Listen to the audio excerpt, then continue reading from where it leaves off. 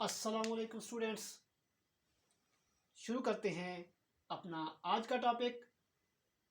आज हम क्लास 10 का टॉपिक डिस्कस करेंगे।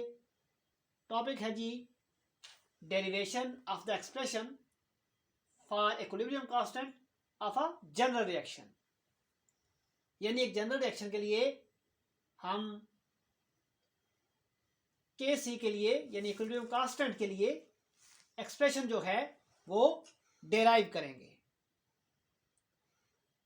स्टूडेंट्स, जनरल रिएक्शन जो हमने लास्ट मैथ सेक्शन में भी डिस्कस किया था, हमने लिया कि A plus B gives us C plus D, यानी ए बी रिएक्टेंट हैं जो सी और डी बना रहे हैं। और जैसा कि ये रिएक्शन रिवर्सिबल है, हमें कैसे पता चल रहा है ये रिएक्शन रिवर्सिबल है? क्योंकि रिएक्टेंट और प्रोडक्ट के बीच में जहाँ पे एरो होता है वहाँ पे सिंगल हेडेड डबल एरो है। तो जब कभी हम रिएक्टेंट्स और प्रोडक्ट्स के दरमियान सिंगल हेडेड डबल एरो देखते हैं तो हम समझ जाते हैं कि ये रिएक्शन रिवर्सिबल है। अब स्टूडेंट, जैसा कि आप जानते हैं कि रिवर्सिबल रिएक्शन से हम हमेशा फॉरवर्ड रिएक्शन और बैकवर्ड रिएक्शन अलग करके लिख सकते हैं। तो इस रिएक्शन में फॉरवर्ड रिएक्शन क्या है? ए और बी का सी और डी देना फॉरवर्ड रिएक्शन है, यानी रिएक्शन फॉरवर्ड डायरेक्शन में जा रहा है। और चूंकि रिएक्शन रिवर्सिबल है, सी और डी टूट के ए और बी भी बना रहे हैं, तो सी और डी का टूट के ए और बी बनाना रिवर्सिबल रिएक्शन है, सॉरी रिवर्स रिएक्शन है। तो फॉरवर्ड रिएक्शन किसके बराबर आएगा? जैसा कि हम जानते हैं लॉ ऑफ मैथ सेक्शन बताता है कि किसी भी रिएक्शन का जो रेट है वो डायरेक्टली प्रोपोर्शनल होगा product of molar concentration of reactant के। तो रेट ऑफ फॉरवर्ड रिएक्शन के लिए चूंकि ए और बी रिएक्टेंट हैं तो ये इनके प्रोडक्ट के डायरेक्टली प्रोपोर्शनल है। और जब हम प्रोपोर्शनलिटी साइन को खत्म करते हैं तो कांस्टेंट लगाते हैं जो कि के एफ आ रहा है। के कांस्टेंट है और एफ एस टी लिखा है कि ये फॉरवर्ड रिएक्शन के लिए कांस्टेंट है। इसी तरीके से जब रिवर्स रिएक्शन को कंसिडर करते हैं तो सी और डी हमारे पास रिएक्टेंट बनते हैं और ए और बी प्रोडक्ट बनते हैं। तो रेट ऑफ रिवर्स रिएक्शन बराबर आता है K R into C, C into D, क्योंकि सी और डी जो है यहाँ पे रिवर्स रिएक्शन के रिएक्टेंट बन रहे हैं।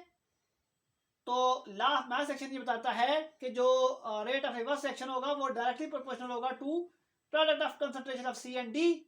और जब हम प्रोपोर्शनलिटी साइन को खत्म करेंगे तो कांस्टेंट लगाएंगे K R, R for reverse reaction. Student, जैसा कि हम जानते हैं कि इक्विलिब्रियम पे जो आर एफ होता है ये आर आर के बराबर हो जाता है, यानी इक्विलिब्रियम तभी एस्टेब्लिश होता है जब rate of forward reaction rate of reverse reaction के बराबर हो जाता है। तो हम लिख सकते हैं कि at equilibrium R F is equal to R are.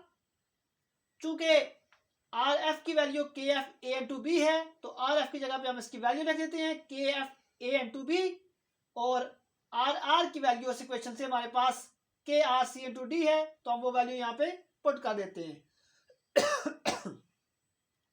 तो स्टूडेंट, जब इस इक्वेशन को आप रीअरेंज करेंगे तो हमारे पास ये सिचुएशन आएगी K F over K R is equal to C D divide by A B.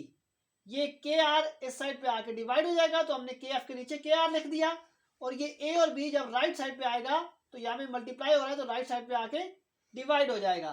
तो इस तरीके से हमारे पास ये सिचुएशन आएगी K F over K R is equal to C into D divided by A into B. Student, K F over K R ये दोनों constant है, यानी K F constant for forward reaction और K R constant for reverse reaction. तो इन दोनों को हम के सी के बराबर लिखते हैं, K F over K R is equal to के सी। तो अब हमारे पास ये क्वेश्चन कुछ इस तरह से बन जाएगी K C is equal to C into D divided by A into B. Student, ये एक्सप्रेशन आएगा जब हमने जनरल रिएक्शन जो लिया था उसमें जो नंबर ऑफ मोल्स थे तमाम रिएक्टेंट्स और प्रोडक्ट्स के वो बराबर थे। लेकिन जब हमारे पास रिएक्शन में रिएक्टेंट्स और प्रोडक्ट्स के नंबर ऑफ मोल्स सेम ना हो तो तब हमारे पास जो के सी की वैल्यू आएगी थोड़ी सी डिफरेंट आएगी। जो के सी का फार्मूला आएगा इसकी निस्बत से थोड़ा सा डिफरेंट आएगा। जैसा कि हम एक जनरल रिएक्शन कंसिडर करते हैं जिसमें तमाम रिएक्टेंट्स और प्रोडक्ट्स के जो नंबर ऑफ मोल्स हैं वो डिफरेंट है। यानी ए के हमारे पास ए मोल्स हैं और बी के हमारे पास बी मोल्स हैं और सी के हमारे पास सी मोल्स हैं और डी के हमारे पास डी मोल्स हैं। यहाँ पे जो हमने छोटा ए, छोटा बी, छोटा सी और छोटा डी लिखा हुआ है, ये इन तमाम रिएक्टेंट्स और प्रोडक्ट्स की मोलर कंसंट्रेशन को जाहिर कर रहे हैं। यानी स्मॉल ए जाहिर कर रहा है ए की मोलर कंसंट्रेशन को, स्मॉल बी जाहिर कर रहा है बी की मोलर कंसंट्रेशन को, स्मॉल सी जाहिर कर रहा है सी की मोलर कंसंट्रेशन को और स्मॉल डी जाहिर कर रहा है डी की मोलर कंसंट्रेशन को। तो स्टूडेंट, जब कभी हमारे पास ऐसा रिएक्शन आता है जिसमें रिएक्टेंट्स और प्रोडक्ट्स के नंबर ऑफ मोल्स बराबर नहीं है, तो हम हर जो रिएक्टेंट या प्रोडक्ट होगा उसका जो कोफिशिएंट होगा, जो नंबर ऑफ मोल होगा, वो उसकी पावर बना देंगे। यानी अब हमारे पास के सी का जो रिलेशन आएगा वो आएगा सी की पावर सी इंटू डी की पावर डी डिवाइड बाई ए की पावर ए और बी की पावर बी। यानी सिंपली हमने कोफिशिएंट को उसी रिएक्टेंट या प्रोडक्ट की पावर बना दिया है।